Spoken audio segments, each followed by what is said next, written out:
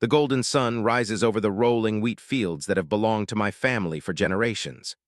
The morning light catches on the weathered metal roof of our grain warehouse, casting long shadows across the land that stretches toward the horizon. This place is not just my home. It is my heritage, my legacy, and the physical embodiment of the values my grandfather instilled in me: hard work, respect for the land, and independence. My name is Michael Thornfield, and for 47 years I have awakened before dawn to tend to this farm. The calluses on my hands tell the story of countless harvests, of droughts weathered and bountiful years celebrated. The grain warehouse that stands at the edge of my property has been here for over 70 years. My grandfather built it with his own hands after returning from World War II, determined to create something lasting, something that would sustain our family through good times and bad. The warehouse is not what most city folks would call beautiful. Its corrugated metal sides have faded to a patina that only time can create. The large sliding doors creak with character, and the interior smells of earth and honest labor. But to me, that warehouse represents security, a place where we store the fruits of our labor between harvests, protecting our livelihood against the unpredictable whims of nature and markets. Everything changed 3 years ago when Meadow Vista Estates broke ground on the adjacent property. The farmland that once belonged to the Johnsons was sold to developers after Earl Johnson passed away. His children, who had long since moved to the city, saw no value in continuing the agricultural tradition. I cannot blame them, but I do mourn what was lost. The development rose with astonishing speed. What was once a sea of wheat now features cookie-cutter houses with manicured lawns and pristine gardens that have never known a day without irrigation. The people who moved in are not bad folks. Many are young families seeking the perceived tranquility of rural living while still maintaining their urban careers and comforts. I did my best to welcome them, even bringing baskets of fresh produce to new neighbors during their first summer. But then came the Homeowners Association, led by Patricia Harrington. I first met Patricia at a town council meeting where she spoke passionately about elevating community standards and preserving property values. She arrived in our community from some gated development in Connecticut, bringing with her notions of how everything and everyone should look. With her perfectly highlighted blonde bob and perpetual expression of disdain, Patricia quickly established herself as the self-appointed guardian of Meadow Vista's aesthetic purity. The first letter arrived last spring, a formal notice informing me that my agricultural storage facility was inconsistent with community standards and negatively impacting neighboring property values. I remember standing at my mailbox, reading the letter with disbelief. My property predated their development by 7 decades. The irony that these people had chosen to live beside farmland and were now complaining about the reality of agricultural life was not lost on me. I ignored the first letter, assuming it was a misunderstanding. The second arrived 3 weeks later, with stronger language about compliance requirements and potential legal remedies. Again, I chose not to engage, believing that common sense would prevail. The third letter included photographs of my warehouse with red circles highlighting areas of concern and unsightly elements. Finally, a certified letter arrived demanding I attend the next HOA meeting to discuss remediation options. I did attend, hoping reasonable dialogue might resolve the issue. Instead, I found myself standing before Patricia and her board members, being lectured about the importance of community aesthetics while they showed PowerPoint slides of acceptable agricultural structures that looked more like something from a home and garden magazine than working farm buildings. "Mr. Thornfield," Patricia said, her voice dripping with condescension, "we understand your attachment to this structure, but surely you can appreciate our position. The property values in Meadow Vista Estates depend on maintaining certain standards." "My warehouse was here long before your house is," I replied simply. "This is agricultural land. It is zoned as such." "Zoning can be changed," she countered with a thin smile. "And we have friends on the county commission." The final warning arrived yesterday, an official-looking document threatening direct action if I did not comply with their demands to renovate or remove my warehouse within 30 days. I placed the letter on my kitchen table and looked out the window at the warehouse, silhouetted against the setting sun. Whatever direct action meant, I would face it standing on my own land, protecting what was rightfully mine. I did not expect how quickly that confrontation would come. The alarm on my bedside table reads 4:30 a.m. when I open my eyes, the same time I have awakened for decades, no matter the season. The routine is ingrained in my body. Wash face, dress, coffee, check the weather report, and walk the property before the day's work begins. This morning follows the same pattern until I step outside my back door. The air carries the familiar scent of dew-soaked grass and the distant fragrance of wildflowers from the untouched meadow beyond my fields. But something feels wrong. A disturbance in the familiar symphony of early morning sounds catches my attention. No birdsong near the warehouse, which typically hosts a family of barn swallows. I change direction, walking briskly toward the large structure. The gravel path crunches beneath my boots, each step increasing my sense of unease. As I round the stand of old oak trees that partially shields the warehouse from my house, I stop abruptly. The large sliding doors stand partially open, doors I distinctly remember securing with a padlock the previous evening. My pace quickens as I approach. Perhaps a storm gust had somehow damaged the lock, but the morning had been still and the metal hasp appears intact, though the padlock itself is missing. Someone has cut it. With growing apprehension, I pull the heavy door wider and peer into the dimness.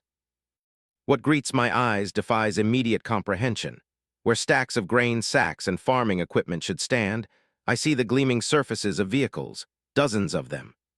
Luxury SUVs of every make and model fill my warehouse space, parked with barely enough room between them for a person to walk. Mercedes, BMWs, Lexus, Land Rovers. A veritable showroom of wealth sits unauthorized on my property. What in God's name? I mutter, stepping inside. The smell of motor oil and new leather has replaced the familiar sense of grain and earth. I squeeze between a white Range Rover and a black Cadillac Escalade, trying to make sense of this invasion. My hand brushes against a windshield wiper and I notice a piece of paper secured beneath it. I pull it free and read. HOA approved overflow parking, Meadow Vista Estates annual spring gala, return for vehicle, Sunday 2 p.m. Disbelief gives way to anger as I continue to walk through the makeshift parking garage that was, until yesterday, my grain warehouse. How dare they? By what right had they entered my property, cut my lock, and converted my private space into their personal parking lot? Near the rear exit, I discover how they gained access. A section of my fence has been cut away, creating a wide opening directly connecting to the newly paved access road that the development had installed along the edge of my property. Tire tracks in the soft earth show where the vehicles entered, one by one, filling my warehouse in what must have been a coordinated operation. My hands shake as I pull my phone from my pocket. I begin documenting everything: the cut fence, the removed padlock, the vehicles with their registration plates clearly visible, and the parking notices. As I film, a cold realization settles over me. This was not random or opportunistic. This was calculated, a deliberate strategy to force my hand, to show me how easily my property could be violated. When I have gathered sufficient evidence, I exit the warehouse and secure the doors as best I can without a lock. This violation will not stand. I march back to my house with purpose in every step, my mind already formulating a plan. The Meadow Vista HOA has made a grave miscalculation. They believe me to be a simple farmer who will bend under pressure. They are about to discover how wrong they are. I know exactly where to find them. The Meadow Vista Estates HOA board meets every third Wednesday of the month at 9 a.m. in their community center, a schedule published in the local newspaper. I throw on a clean flannel shirt, run a comb through my hair, and transfer the videos and photos from my phone to a tablet where they will be easier to display. The community center is a new building with a faux rustic exterior that attempts to mimic the character of genuine rural architecture, but achieves only a sanitized imitation. I park my mud-splattered pickup truck between a Mercedes sedan and a Tesla, the contrast between my working vehicle and their pristine automobiles emblematic of the larger conflict at hand. Inside, the meeting is already underway. The community center's main room has been set up with rows of chairs facing a long table where Patricia and 6 other board members sit in what appears to be a carefully choreographed display of authority. Patricia stands at a podium, gesturing to a screen displaying images of acceptable mailbox designs. As you can see, options 3 through 7 provide the aesthetic consistency we desire while still allowing for some personal expression through the choice of post-finials, she explains to the 20 or so residents in attendance. I do not wait for an invitation to speak. I walk directly to the front of the room, my farmer's boots loud against the polished hardwood floor. Patricia stops mid-sentence, her expression shifting from surprise to irritation, and then to something closer to smug satisfaction when she recognizes me. Mr. Thornfield, we do have a protocol for addressing the board. If you could please sign up on the speakers list and wait your turn. I cut her off by holding up my tablet, displaying a photograph of the warehouse interior filled with luxury vehicles.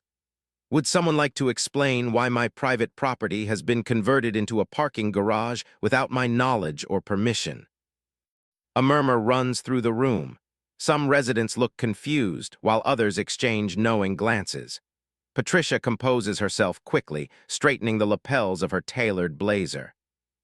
Mr. Thornfield, she begins, her voice honeyed with false reasonableness, since you have repeatedly ignored our requests to address the condition of your storage facility, the board voted to temporarily repurpose the structure for community benefit during our annual spring gala. It is a much more suitable use for such a centrally located space. Do you not agree? You broke into my property, I state flatly. You cut through my fence, removed my lock, and are currently trespassing on private land. That is not a matter of repurposing, it is breaking and entering. Patricia waves a manicured hand dismissively. That old thing, we are actually improving its value by associating it with our community functions. You should be thanking us. Several board members chuckle at this, though I notice some of them avoid meeting my gaze directly. The residents in the audience appear divided, some nodding in agreement with Patricia, others shifting uncomfortably in their seats. Remove your vehicles immediately, I demand, my voice low but firm. What you have done is illegal on multiple levels. I do not believe it is that simple, Patricia replies, nodding to a man seated at the end of the board table. He slides a folder toward me. These documents establish a temporary right-of-way and usage agreement for community purposes. I open the folder to find several official-looking papers with what appears to be my signature at the bottom. A forgery, and not even a particularly good one. The handwriting bears no resemblance to my own. These signatures are forged, I say, looking directly at Patricia. Did you really think this would work? That is a serious accusation, Mr. Thornfield, she responds, her confident smile never wavering. Perhaps your memory is not what it once was. You signed those easement documents last fall during our community outreach program. I did no such thing. Well, that is your word against documented evidence, Patricia concludes with a shrug. Now, if you will excuse us, we need to continue with our scheduled agenda items. As I turn to leave, gathering the fraudulent documents to take with me, Patricia calls after me. Perhaps now you will consider our generous offer to buy that worthless land. I have buyers who would pay fair market value, after the appropriate rezoning, of course. The pieces fall into place. This was never about community aesthetics or property values. This is about acquiring my land, land that becomes exponentially more valuable if converted from agricultural to residential zoning. Patricia and whoever is backing her have been playing a longer game than I realized. I say nothing as I exit the building, the weight of the forged documents heavy in my hands. They have underestimated me. They see only an aging farmer, not a man whose family has defended this land through depressions, droughts, and decades of changing fortunes. If it is a battle they want, it is a battle they shall have. Back at my kitchen table, I spread out the falsified documents, examining each page carefully. The forgeries are amateur work, someone who had seen my signature on local permits or tax documents but had not studied it closely. Under bright light, I can even see graphite pencil marks beneath the ink, suggesting they traced or practiced before committing to the final version. Though I am a farmer by trade, I am not uneducated. My father insisted I attend college, earning a degree in agricultural science with minors in business and environmental law, knowledge that has served me well through years of navigating the increasingly complex regulations governing modern farming. Now, that education will serve another purpose. I begin methodically researching applicable laws, starting with property rights and trespassing statutes. My ancient desktop computer whirs protestingly as I open multiple browser tabs, downloading and printing relevant legal codes. By midnight, my kitchen table is covered with highlighted printouts and handwritten notes. First thing in the morning, I call my cousin Sarah, who practices real estate law in the city 80 miles north. After explaining the situation, she confirms my initial assessment. The HOA has no jurisdiction over my property, the easement documents are fraudulent, and I have every legal right to have unauthorized vehicles removed at the owner's expense. The law is clear on this, Michael, Sarah says firmly. Your property is zoned agricultural and predates their development. They have no standing whatsoever. What they have done constitutes trespassing, breaking and entering, and possibly criminal forgery. You would be well within your rights to contact law enforcement. Next, I visit the county clerk's office, where Mabel Jenkins, who has worked there longer than anyone can remember, helps me locate all relevant property records. We confirm that no easement has ever been filed against my property and that the agricultural zoning remains in full effect. Mabel, whose family has known mine for generations, is outraged on my behalf. Those city folks think they can just come in here and push people around, she mutters as she stamps copies of my property deeds with the official county seal. You stand your ground, Michael. My research also uncovers something interesting. Patricia Harrington was appointed to the town council just 6 months ago, filling a vacancy left when old Tom Williams retired. Since then, several zoning variances have been granted to entities connected to Meadow Vista Partners, LLC. A company I discover is registered to a real estate developer with a history of converting agricultural land to high-end residential properties. By late afternoon, I have assembled a comprehensive file documenting every aspect of the case. The picture that emerges is clear.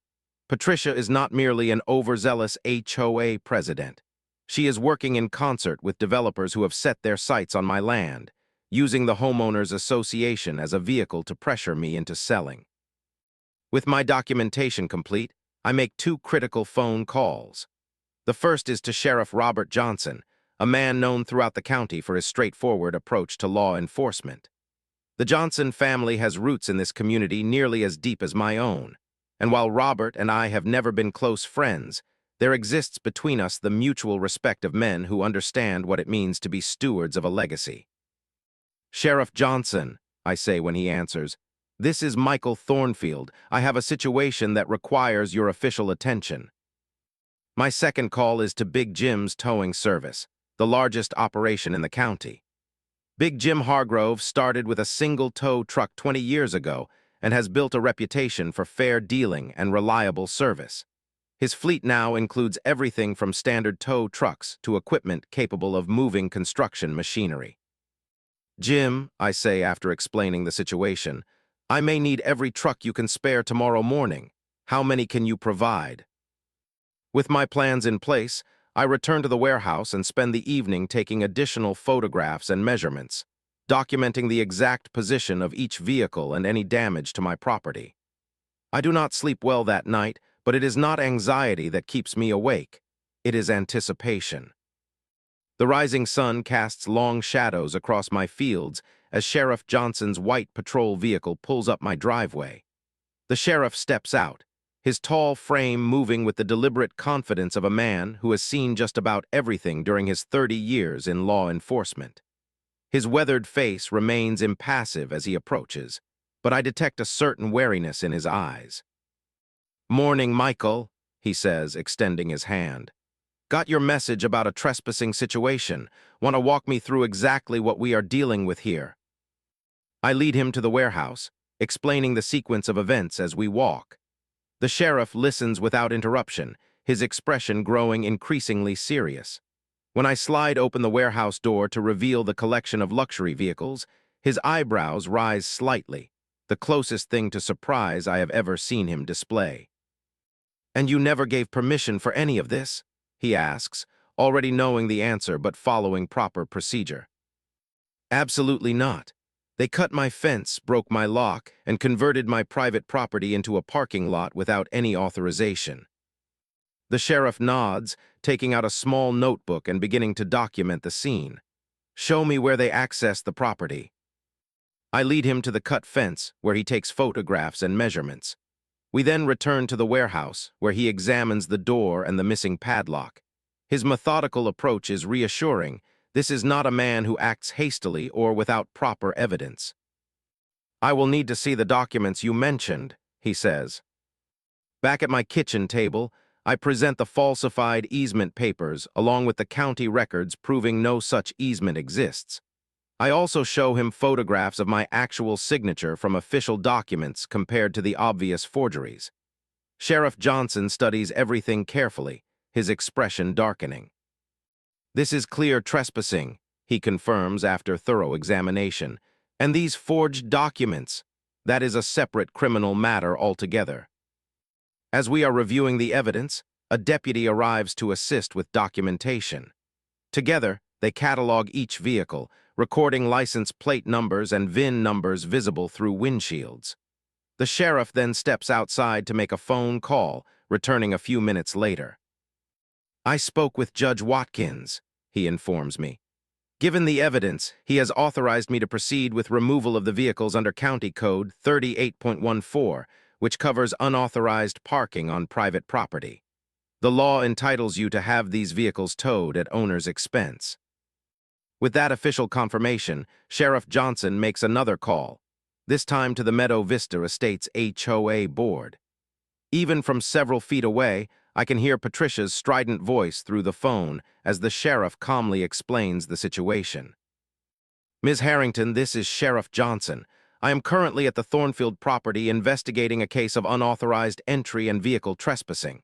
Yes, I am referring to the vehicles currently stored in Mr. Thornfield's warehouse. No, ma'am, that is incorrect. No valid easement exists. The documents you referenced appear to contain forged signatures, which is a separate matter we will be investigating. You have 1 hour to begin removing these vehicles before law enforcement will authorize towing at vehicle owner's expense. That is not negotiable, ma'am." He ends the call and turns to me. "She is on her way, claims she has documentation we have not seen." "More forgeries, no doubt," I reply. It takes less than 20 minutes for Patricia to arrive, her silver Merced sedan kicking up dust as it speeds down my driveway. She emerges wearing a cream-colored pantsuit that probably cost more than I make in a month, her face contorted with indignation. A young man in a suit follows behind her, carrying a leather briefcase. "This is outrageous," she declares, marching toward us. "Sheriff, I must protest this heavy-handed approach. We have a perfectly legal arrangement with Mr. Thornfield." Sheriff Johnson remains unruffled. "Ms. Harrington, I have reviewed the documents. They appear to contain forged signatures and have no legal standing." "That is absurd," she scoffs, turning to the young man beside her. "Roger, show them the paperwork." The man, presumably her lawyer, opens his briefcase and withdraws a folder. "We have a signed easement agreement that clearly—" "That document is a forgery," I interrupt. "I never signed any such agreement." The sheriff takes the folder and examines the contents. "These appear to be the same documents Mr. Thornfield already showed me. The signatures do not match his verified signature on official county records." Patricia's composure begins to crack. "Do you know who I am? I sit on the town council. I have connections throughout this county." "Ma'am," Sheriff Johnson responds evenly, "the county sheriff's department operates independently of town politics. The law is clear in this matter. These vehicles are trespassing on private property and will be removed, one way or another." Patricia's face flushes red. "This is not over," she hisses, glaring at me. "You have no idea who you are dealing with." "On the contrary," I reply quietly, I know exactly who I am dealing with. Someone who thought they could bully a farmer into submission. You miscalculated. She storms back to her car, her lawyer hurrying after her. Sheriff Johnson watches them leave, then turns to me. You want to proceed with the towing? Absolutely, I confirm. The sheriff nods, then let us make the call. 30 minutes later, the first of Big Jim's tow trucks appears at the end of my driveway, followed by another, and another. In total, 8 vehicles of various sizes form a procession making its way toward my warehouse. Big Jim himself leads the convoy in his personal truck, a massive black pickup that dwarfs even the largest tow vehicles. Jim steps down from his truck, adjusting his worn baseball cap over salt and pepper hair. Standing well over 6 feet tall with shoulders like a bull, he has earned his nickname honestly. Despite his intimidating size, Jim is known for his fair business practices and calm demeanor, until someone tries to take advantage of him or his friends. Michael, he greets me with a firm handshake. Got your whole fleet here just like you asked. This is quite a situation you have got yourself into. Not by choice, I reply, but I appreciate you coming on such short notice. Jim surveys the warehouse filled with vehicles and lets out a low whistle. This is going to be a complex operation. These cars are packed in tight. We will need to be careful not to damage any of them during extraction. I want everything done by the book, I tell him. Document everything, follow all proper procedures. Jim nods, understanding the importance of proceeding correctly. We will photograph each vehicle before, during, and after towing. Standard practice. No one will be able to claim we caused damage that was not there. Sheriff Johnson approaches. Jim, I have authorized this towing operation under County Code 38.14. Each vehicle needs proper documentation and chain of custody paperwork. Already prepared, Jim assures him, pulling a clipboard from his truck. We have been doing this a long time. With that, the operation begins.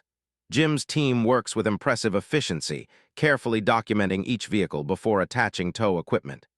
The first SUV, a white Mercedes GLS, is slowly winched onto a flatbed truck. The process requires precision, as there is barely enough clearance between vehicles to maneuver the necessary equipment. By mid-morning, word has spread throughout Meadow Vista Estates.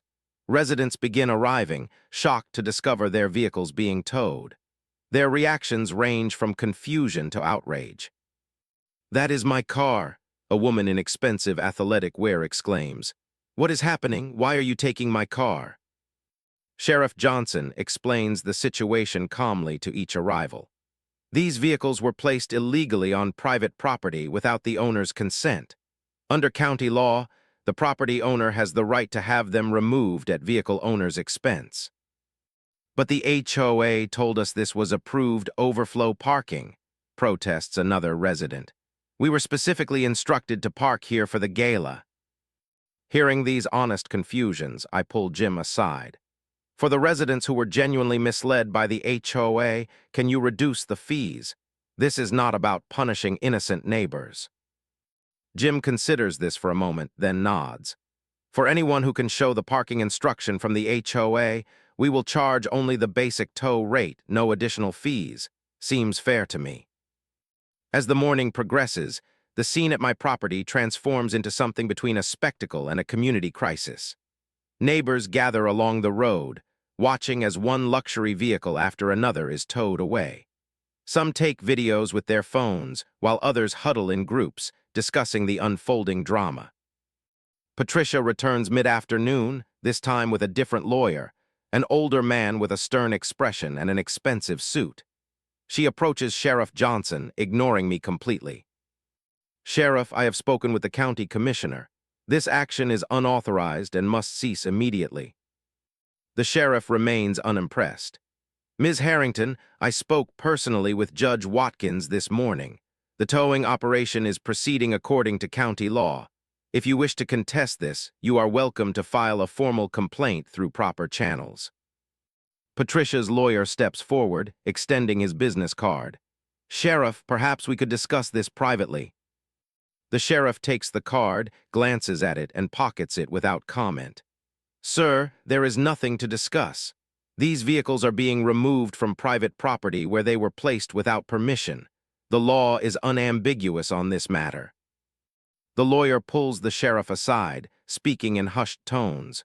Whatever is said appears to have little effect, as the sheriff simply shakes his head and returns to overseeing the operation. The lawyer then approaches me directly. "Mr. Thornfield, my client is prepared to make a generous offer for your property that would render this unpleasantness unnecessary." "My property is not for sale," I reply simply. "Everyone has a price," he counters with a practiced smile. "Then you do not understand farmers, sir. This land is not a commodity to be traded. It is a legacy to be preserved." The lawyer returns to Patricia, who receives whatever news he delivers with visible anger. They depart shortly thereafter, Patricia's expression promising that this conflict is far from over. By sunset, the operation is nearly complete. The warehouse that had been filled with luxury vehicles that morning now stands empty again, save for oil stains on the concrete floor, physical reminders of the violation. The last tow truck disappears down my driveway, carrying a black Tesla Model X toward Big Jim's impound lot. Sheriff Johnson approaches me as the golden evening light bathes the landscape. All vehicles have been removed and properly documented. The owners can retrieve them from Big Jim's facility after paying the applicable fees. "Thank you, Sheriff," I say, extending my hand. "I appreciate your professionalism throughout this ordeal." He shakes my hand firmly. "Just following the law, Michael. Though I must say, in 30 years of law enforcement, this is one of the more unusual situations I have encountered." As the sheriff departs, I stand alone outside my warehouse, surveying my reclaimed property. The fence will need repair, the lock replacement, and the floor a thorough cleaning. But these are small matters compared to the principle at stake. Today was about more than vehicles in a warehouse. It was about standing firm against those who believe money and influence place them above the law and common decency. Tomorrow will bring new challenges, but for tonight, I have won a significant battle. As the first stars appear in the darkening sky, I walk back to my house, tired but satisfied. Patricia Harrington and her allies have shown their hand. Now they will learn what it means to challenge a farmer on his own land. The aftermath unfolds with surprising speed. By the following evening, word of the mass towing operation has spread throughout Meadow Vista Estates and beyond. Local news outlets pick up the story, framing it as HOA overreach leads to luxury vehicle roundup. The coverage is decidedly sympathetic to my position, particularly when evidence of the forged easement documents comes to light. 3 days after the towing incident, I receive a notice about an emergency meeting of the Meadow Vista Estates Homeowners Association. I am not a member, but the notice specifically requests my attendance as an interested party in recent community matters. Though wary of another confrontation, I decide to attend, bringing my file of documentation. The community center is packed when I arrive, standing room only, with residents filling every seat and lining the walls. The atmosphere crackles with tension. As I enter, many heads turn and a low murmur ripples through the crowd. I take a position near the back, preferring to observe rather than immediately engage. To my surprise, Patricia is not at the head table. Instead, a woman I recognize as Ellen Carpenter, a retired teacher who moved to the development about a year ago, calls the meeting to order. Beside her sit several residents I have met in passing but do not know well. "Thank you all for coming on such short notice," Ellen begins, her voice firm but kind. "As interim chair of this emergency session, I want to address the events of recent days that have caused significant disruption and expense to our community members." She continues with a brief summary of the warehouse incident, the towing operation, and the financial impact on residents who had to pay to retrieve their vehicles. Throughout, her tone remains factual rather than accusatory. "Many of you have asked how this happened. Others have demanded accountability from the board. These are reasonable expectations, and you deserve answers." Ellen then introduces a middle-aged man in an Oxford shirt and khakis. "This is Simon Wells, our association treasurer. He has conducted a preliminary review of recent board decisions and expenditures." Simon, please share what you have found. Simon steps forward, adjusting his glasses nervously. After examining our records, I discovered several concerning irregularities. First, there was never a proper board vote authorizing the use of Mr. Thornfield's warehouse for parking. The minutes reflect a discussion about exploring additional parking options, but no specific plan was approved. A murmur runs through the crowd as Simon continues. Second, association funds were used to pay a contractor for property access improvements, presumably cutting the fence and removing the lock. This expenditure was authorized solely by Mrs. Harrington without board approval, which violates our bylaws. The murmuring grows louder.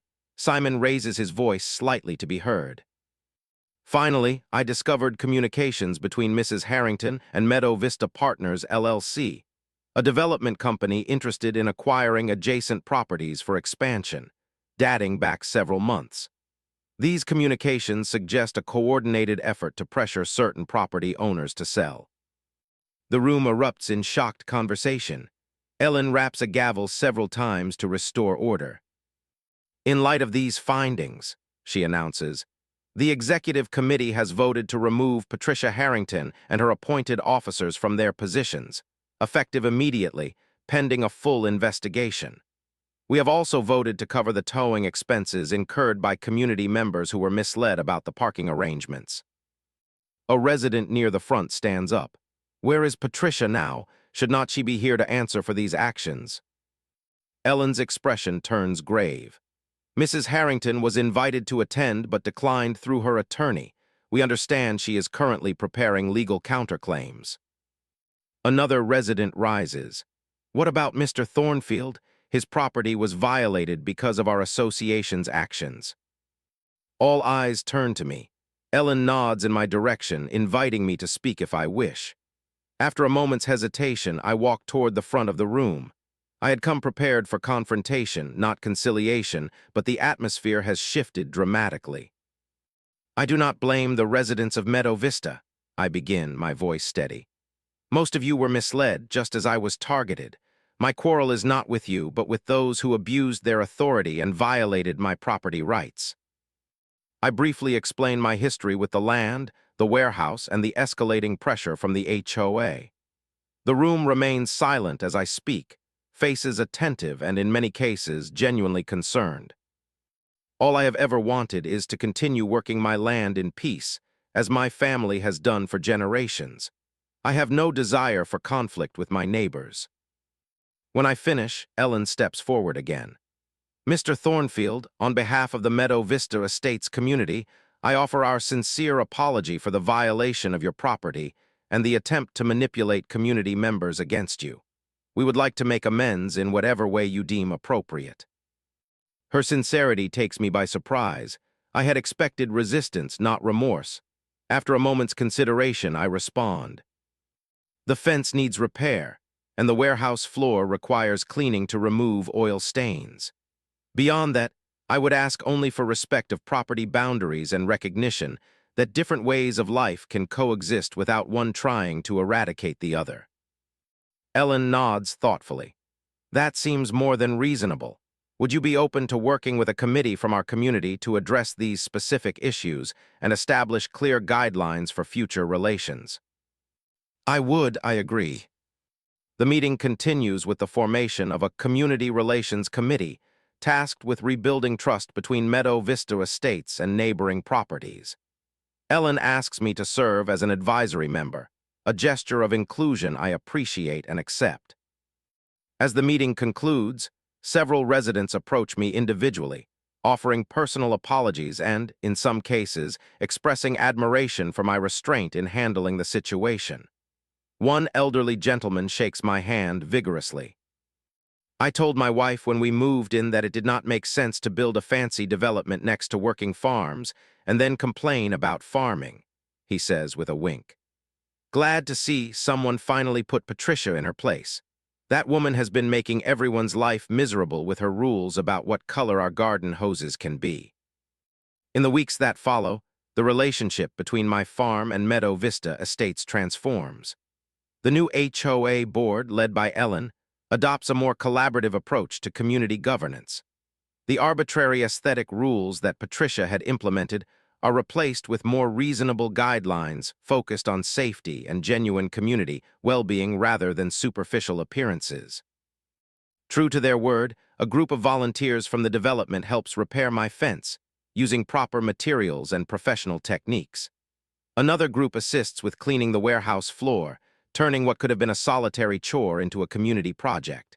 During these work sessions, I learn more about my neighbors, their backgrounds, their reasons for moving to the area, their appreciation for the rural landscape that surrounds their homes. The legal consequences for Patricia and her collaborators unfold more slowly. Sheriff Johnson,